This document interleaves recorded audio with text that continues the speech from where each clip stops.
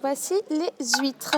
Merci. Madame Pinault. Comme chaque mardi, les résidents de l'EHPAD La Presqu'île à Fouras ont droit à des huîtres pour le déjeuner. Les repas sont servis ici, dans ce cadre digne d'un restaurant gastronomique, avec vue imprenable sur l'océan. Un atout incontestable pour Georgette, pensionnaire de l'établissement depuis 1 an et demi. J'aime beaucoup la mer. On était en Bretagne, on avait la mer pas loin et on allait souvent. Donc vous êtes bien ici? Voilà, on est près des enfants qui habitent La Rochelle.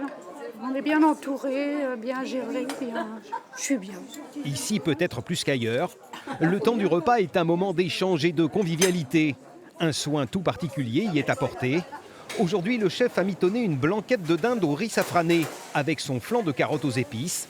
La recette a été déclinée afin que chacun puisse en profiter, quel que soit son niveau d'autonomie. Le repas est la même chose pour tout le monde, mais la texture est différente. Ici, on a la texture mixée, ici, on a la texture normale, et ici, le haché. On se lève? Voilà. Vous voulez aller vous promener?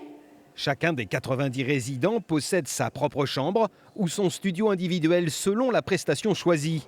Le tout à proximité des personnels et des activités. Allez, monsieur, bon. On va demander un ramasseur de balles alors. Comme à Roland-Garros. Ici, par exemple, l'EHPAD propose cet atelier dans le cadre de son PASA, le pôle d'activité et de soins adaptés. C'est une activité qui regroupe plein de capacités qu'ils ont encore. Ils peuvent se lever pour ramasser la balle, donc il y a de la motricité fine avec le lancer de balle. On travaille aussi tout ce qui est cognitif. Et puis l'échange aussi, ça regroupe plein de choses en fait, ce jeu. C'est une activité qu'ils apprécient beaucoup. On peut travailler aussi avec l'autre main, Madame Cousteau.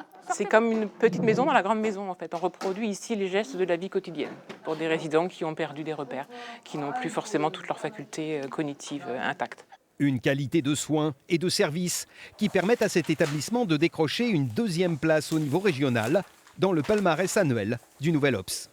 Ici, il y a 60 personnes qui travaillent auprès des résidents et pour une fois d'être dans une lumière positive, que leur métier soit reconnu, que leur action soit reconnue, c'est quand même apaisant pour tout le monde et ça remet un petit peu les choses à leur place sur la vraie nature de nos métiers.